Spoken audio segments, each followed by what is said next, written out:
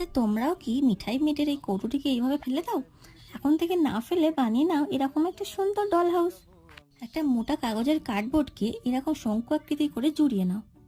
এরপর ডল হাউসটি বানানোর জন্য তার মাথার চূড়াটিকে তোমাদের ইচ্ছা মতো হাইট দিতে পারো, সেই মতো তোমরা কেটে নাও। এরপর শঙ্কু আকৃতির কাগজটিকে ভালোভাবে ক্লে দিয়ে কভার করে নাও। তারপর ভালোভাবে আঠা দিয়ে কৌটোটির মাথায় চূড়াটি সেট করে নাও। একটা হাউস তো আর দরজা জানলা ছাড়া সম্পূর্ণ হতে পারে না, তাই তোমরা তোমাদের পছন্দ মতো আকার দিয়ে দরজা জানলাটি লাগিয়ে নিও। এরপর একটু সুন্দর দেখানোর জন্য আরও কিছু ডেকোরেশন তোমরা করে নিতে পারো। আমি এখানে আমার পছন্দ মতো করেছি, তোমরা নিজেদের পছন্দ মতো করে নিও। এরপর আমি সাদা বেস কালার লাগিয়ে নিয়েছি রঙগুলি ভালো ফুটবে বলে।